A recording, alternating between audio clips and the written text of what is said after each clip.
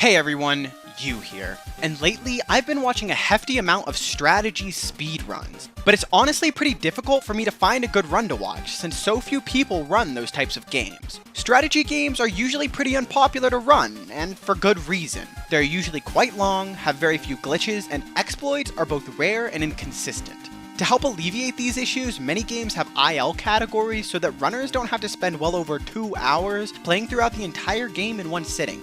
But those aren't always available for every game. While the vast majority of strategy games might make mediocre speedrun games, there are a fair few that truly shine. So for this week, I'll be talking about the top 4 strategy speedruns. First off, StarCraft 2, which is arguably the most popular and well-known real-time strategy game in the world.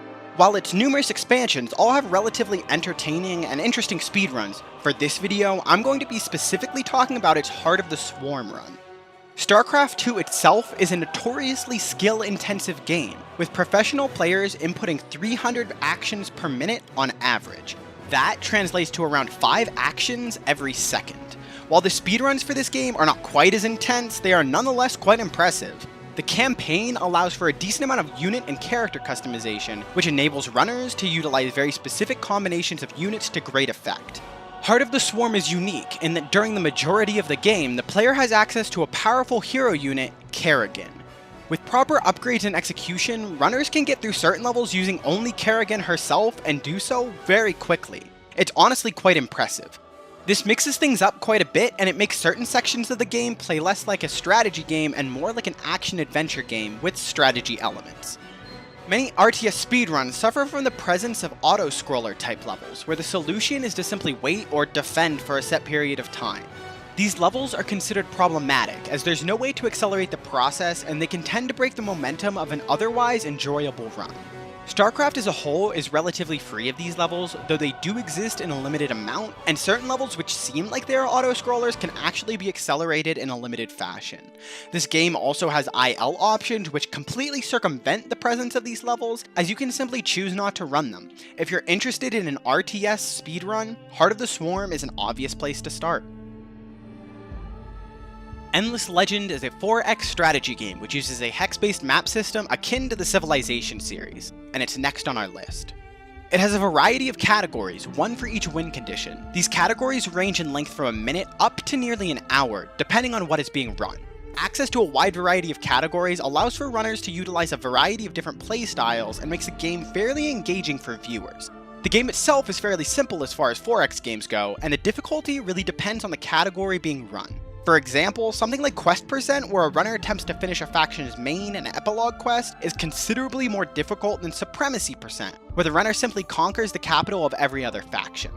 This allows newer runners to familiarize themselves to the game through easier or more simple runs, while giving veteran runners space to learn and grow. Each of the game's 11 factions have their own passive traits as well as units and heroes. The passive traits in particular are quite influential on a run, and allow runners to utilize different factions for different categories, as certain factions are more useful for combat versus diplomacy and so on.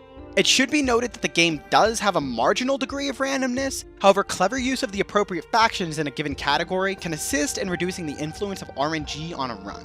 I explain many of the concepts surrounding RNG and the different factions in my personal runs of this game, so if you're interested, be sure to check those out after the video. As a bit of a side note, I might be somewhat biased towards this game, as like I previously mentioned, run this game myself and find it very enjoyable. While my points stand regardless, I want to make my bias clear. With that out of the way though, let's get on to the next one. Pokémon Conquest is a turn-based style game where a player controls an army of Pokémon on a grid, akin to the more well-known Fire Emblem series. However, there are a few notable features that make this game somewhat more interesting and less frustrating than a Fire Emblem run. First off, the initial enemy spawns on certain maps are random, and this forces runners to improvise and adapt on the fly. It's not a debilitating amount of RNG, so it mostly functions to keep runners entertained over time and the game from becoming stale. Second, position advantage. Pokemon which attack from behind their opponent do extra damage, which allows runners to be clever with their movement and attacks to great effect.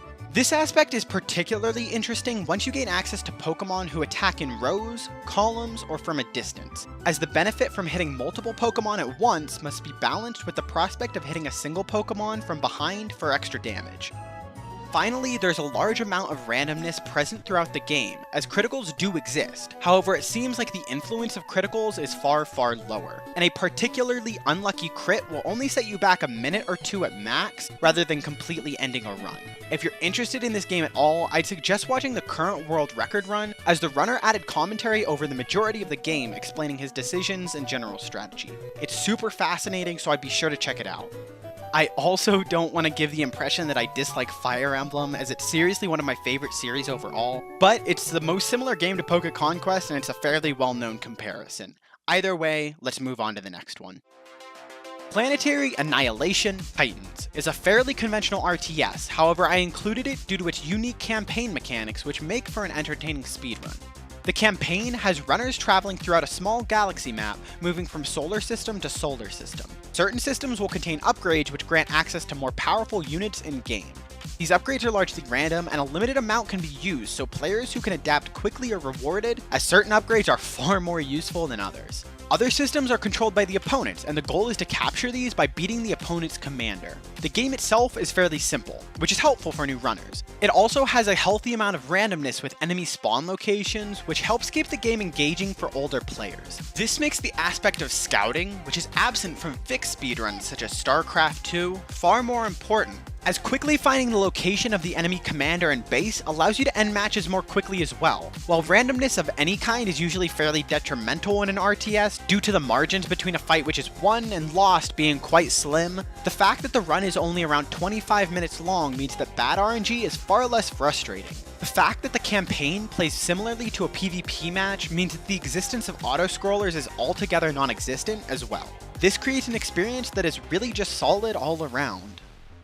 What strategy game has your favorite run, or is your favorite to watch? Did I miss a game that you would recommend? Leave your thoughts down below. If you enjoyed the video, feel free to subscribe, as I have a new analysis out every Monday. This video was a bit shorter than normal, and I apologize for that, but I figured that having a concise list with strong examples was better than grasping at straws to draw out the video. If you dislike the length, feel free to let me know, and I'll consider other options in the future. Either way, thank you for watching, and as always, I'll see you in the next one.